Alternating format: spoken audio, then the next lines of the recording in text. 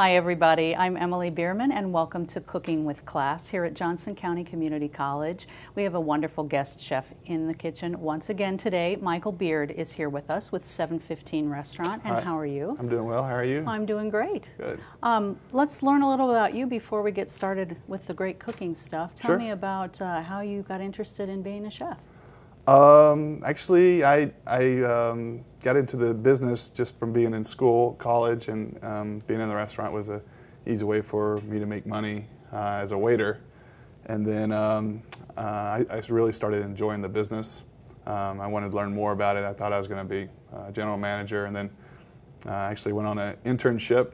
And the restaurant I was going to thought I was coming from a culinary school, so they put me in the kitchen. When I got there, and didn't have any kitchen experience, so they told me that, found out about their mistake and said, well, halfway through we'll switch you over, but you need to learn the kitchen anyway if you're going to be a general manager. And by the time that halfway point came, I decided to stay in the kitchen. So wow, so it was kind of somebody's mess up. Right, serendipitous. Yeah. Very cool. Well, and I heard that you grew up in Oklahoma and your family Sure. emphasized using local foods in Sure. your recipes. Yeah, we, my grandmother's always had a nice garden, a lot of canning going on in the summertime, and it was always had a great relationship with a local butcher there, and it was, a lot of the traditional family stuff where you sit around the table and have large Thanksgiving meals, or we're always out at my grandmother's house for dinners at night. So yeah, it was very much emphasized in growing up in southern Oklahoma. So that's probably why you felt comfortable in a restaurant, huh? Sure. Kind of yeah. that social aspect. That's kind of the best part. My grandmothers were both really great cooks, and so I guess kind of just follow in their footsteps, try to at least. Great. Well, so you wanted to get into the culinary field for real after the snafu got straightened out. So where did you go to learn about that? Well, I went ahead and finished my school at Oklahoma State. I was a restaurant management business degree there, and I was on my last semester, so I went ahead and finished that. And then I started working in the Polo Grill in Tulsa, which is a pretty well-known restaurant there. And then I pursued culinary school. I've always had a love for Italian cuisine, and so I thought the best place for me to learn it would be to go to Italy. So I pursued a culinary school in Florence called Apicius, and I went there and started working with some of my professors on my weekends and stuff, and picked up a job there, and now I go back at least once every 2 years or so for a month or so, and work and see everybody. So yeah, So this is the real deal. Yeah, your Italian experience. Yeah. Sure. Yeah. It was very much eye-opening, because here in my hometown, I never really was introduced to any kind of chef. I didn't even understand there was a chef at the time, because we had no restaurants like that. And then the more I learned about Italian cuisine, the more I really appreciated it, the simplicity of it, and following, local the seasonalities of produce and meats. So now you're back in Kansas City, or you're here in Kansas City, and you have a restaurant of your own. Sure, it's in Lawrence. Excuse me, in Lawrence. But it's downtown Lawrence, 715, and we really it's important for us to source as much locally stuff as we can, and us doing that, we've been able to develop these relationships with these farmers, and it's been really, really rewarding to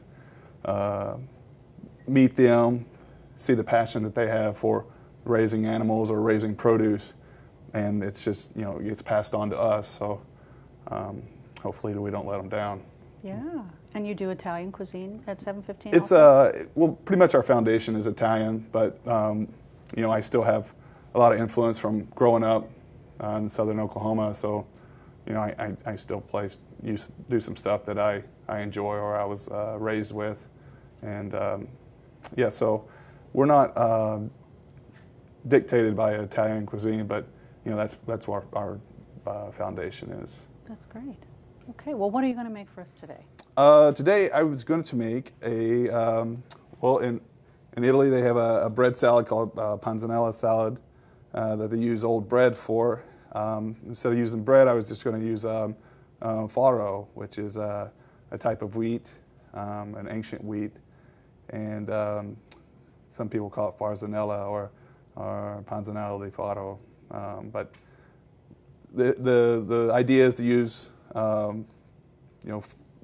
fresh, ripe vegetables that are in season, and add a little vinegar and cook the wheat berry or the farro and toss it. And then it's a nice little summer salad that you can use for other entrees if you would like, or you can just have it by itself.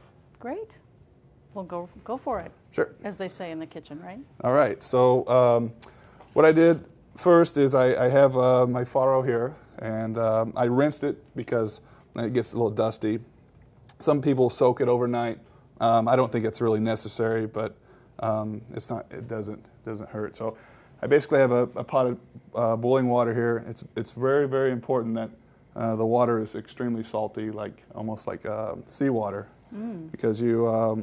So as you put that in, is it moist, the farro? It's moist, yeah, because I just rinsed it. Right. Okay.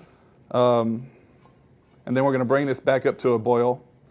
And then once it comes up to a boil, we're going to put it back on a simmer and just let it simmer for about 20 minutes, depending on the quality of the farro, depending on the time that it takes. But we'll try it out here after a while. And the thing I like about farro is it's really, really difficult to overcook. I mean, it's got a nice texture to it where it's got a nice bite, and it has that creamy inside feeling. That's a nice attribute. Sure, yeah, you have different. Unlike with pasta, you only have a limited amount of time before it's overdone.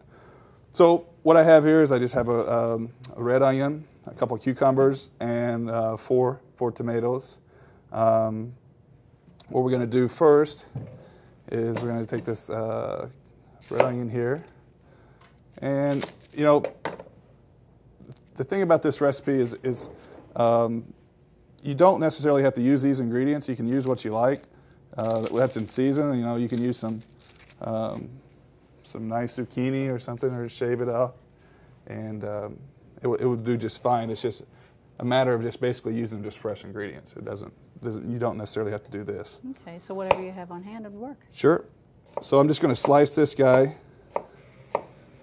Do you still cry when you slice onions? You developed a tolerance. I don't think you ever develop a tolerance for it. I think you just kind of get used to it and expect it, and you just have to deal with it.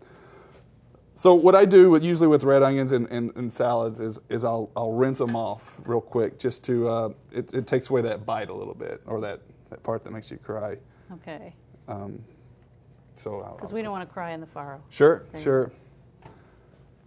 And then we'll take these onions here, or these tomatoes here, and just basically going to take out this stem part.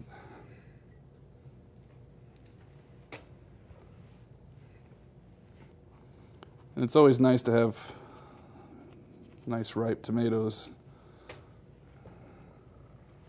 So were these purchased from a local farmer? Sure, around yeah, Lawrence? we have a local farmer there in Eudora that brings us our tomatoes. Tomatoes took a little bit longer to get going this year with the weather, but nevertheless we have them now.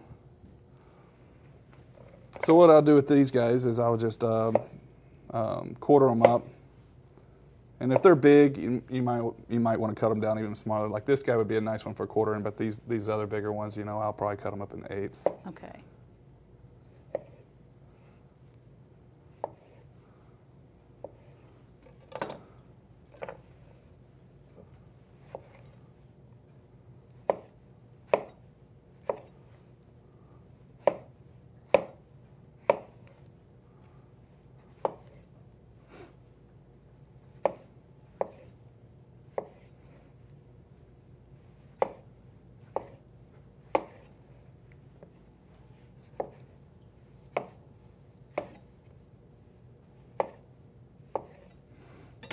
So I'm just going to take these guys, put them in a large bowl,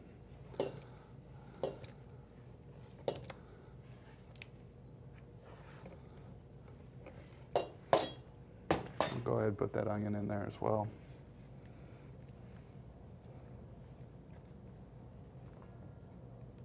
Some nice colors going on there. Sure. Yeah. And then we're just going to take a cucumber and just take off some of the skin here. Sometimes a cucumber can add too much bite to a salad, so this way we can give it a little color contrast in the salad, and also you don't have that extra skin there that can be a little bit unpleasant to the palate.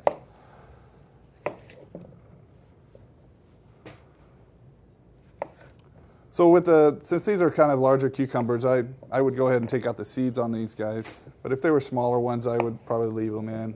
Okay. And that way. So just spoon them out. Just spoon them out, yep.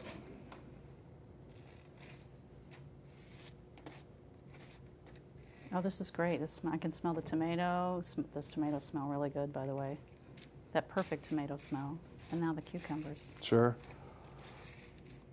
And the thing about when you're using this type of produce when it's in season, it's really kind of hard to mess it up if you just let it be. Just let it do its thing, and it makes you look better as a cook. People think you're a genius. It's like, that was just a really good cucumber. Exactly. So what I'll do here is I'm just going to slice this guy.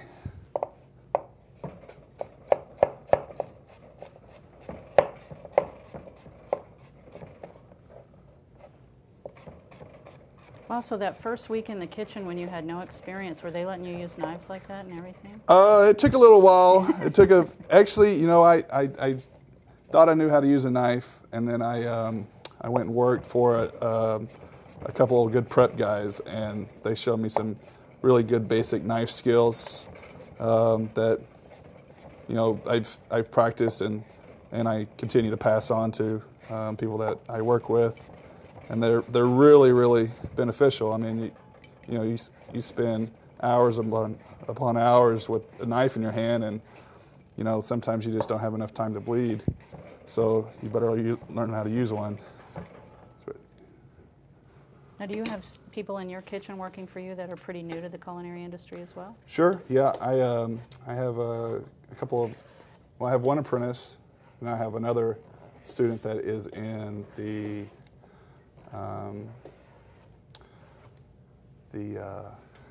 hospitality management part, and then we'll bring in some new people that just have maybe some kitchen experience, not necessarily a lot of culinary experience, but they understand the demand of the kitchen, and then we'll bring them in and then try to get them on board. So it's a challenge to find the right people, because it definitely takes a certain person to work in the kitchen, for sure. Okay, so what I'm going to do here is just make a real simple vinaigrette, and as this farro is cooking, I'm going to go ahead and apply that vinaigrette to the salad, and then just let that kind of marinate in those vegetables and pull all those flavors together, because this is already going to be seasoned with the salted water. And so with this right here, I want those flavors to be able to pull together, and this vinaigrette will help do that with the acid. So what I'm taking is just a couple tablespoons of red wine vinegar, and then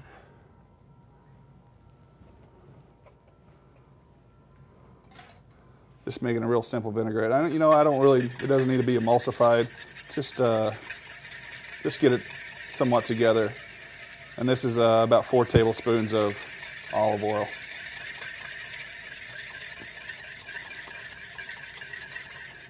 And it's important to find good vinegars, because there's a lot of bad vinegars out there, and people think vinegar is vinegar, but it doesn't. It really makes a lot of difference if you have good ingredients. So where's a good place to get good vinegar? Well, any specialty store would have quality vinegars, olive oils as well. Olive oil is another important aspect, especially when it comes to this, just real simple salads that you want a good olive oil because you get that nice flavor. And any olive oil that's not dated when it was pressed, then I think that's not a very good olive oil. You don't want anything at least. I wouldn't want anything over a year old because oils start to lose their flavor and then they eventually go rancid. Right, right. So good to know. Sure. Look for an expiration date. So instead of just pouring this directly onto the salad here, I'm going to pour it around the sides here and then kind of toss that salad into it so it doesn't. One particular area just doesn't get concentrated with vinegar. Okay. That's a good technique. I think a lot of people maybe just kind of dump the dressing in the middle and then toss and toss and toss and toss, trying to get it. Sure, and then you end up having like one leaf or something that has a big glob of dressing on it, and it doesn't really work out very well. So I'm just going to toss this guy in here around, get those flavors mixed up.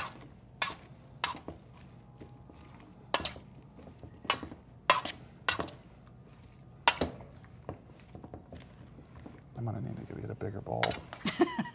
We need a bigger bowl. Wasn't there a movie that had a line like that in it? So we have a bigger bowl.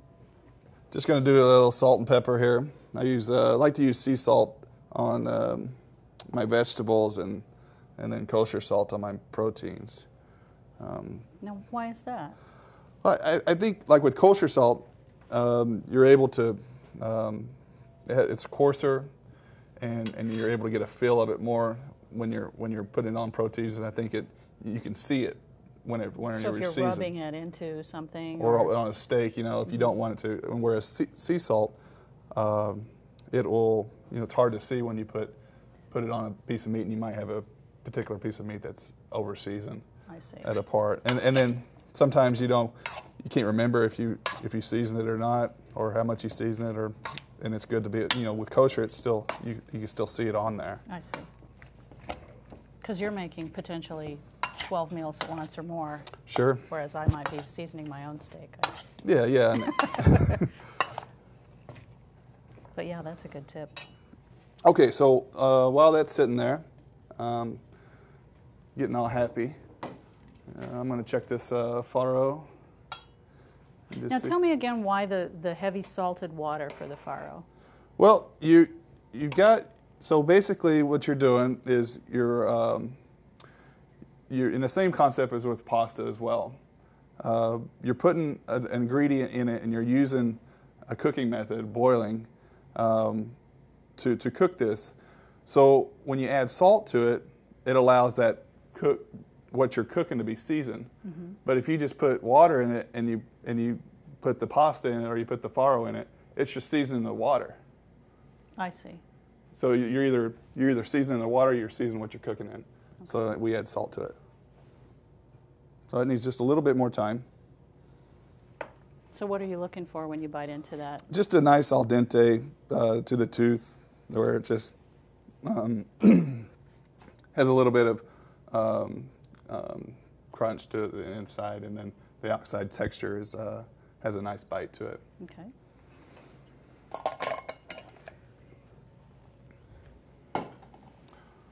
So after this gets done cooking, we're going to put it on a sheet tray, and then we're going to set it off to the side. We're going to spread it out, and that'll allow us spreading it out. It's going to allow for it to cool down evenly, so you won't have, sometimes people just leave it in a bowl, and then you have this bottom layer that doesn't cool off like the top layer does, and it's important that everything gets cooked equally. Okay.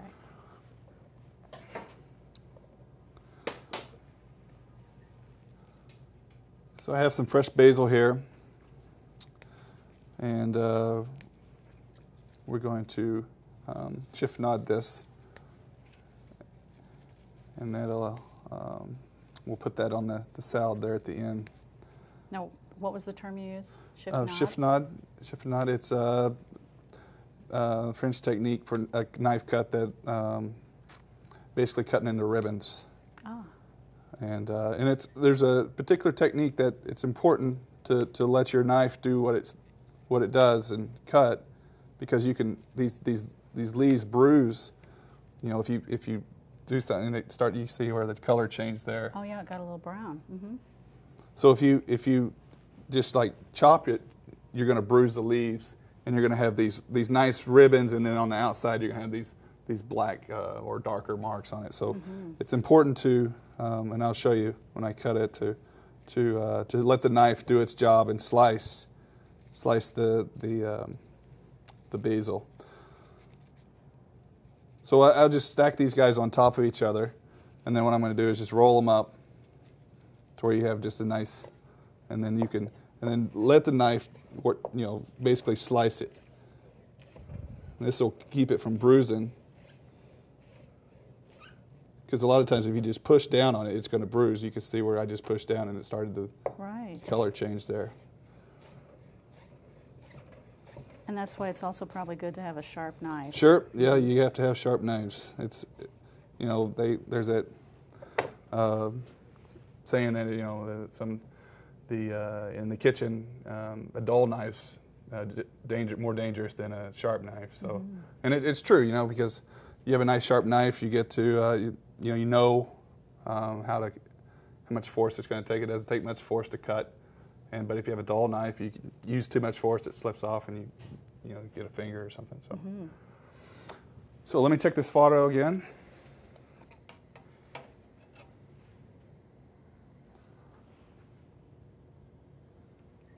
So I think that's pretty good to go.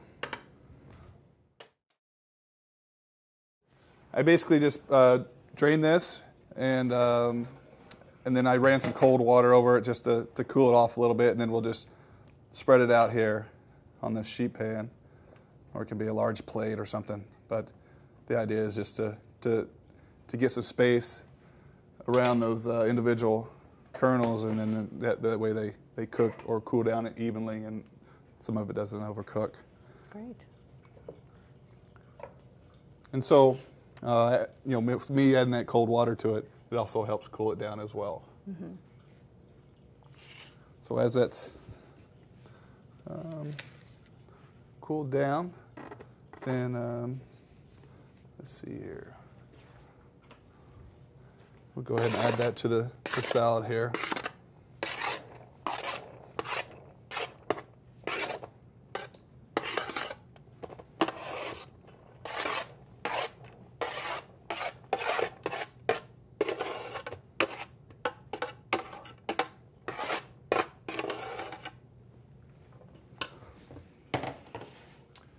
Give that a nice toss in there with those vegetables. Got your happy salad going? Sure, yeah.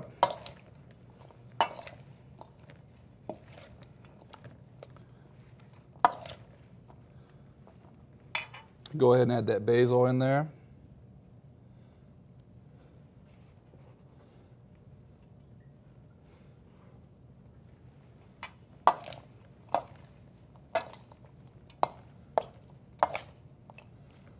And then we'll get a plate and plate it up.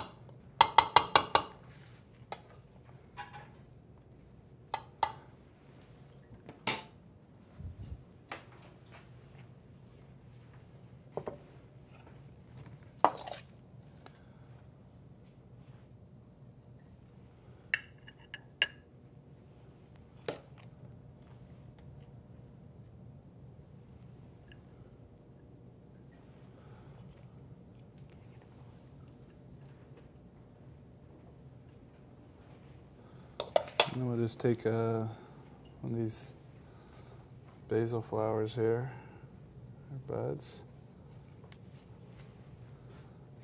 Put that up there.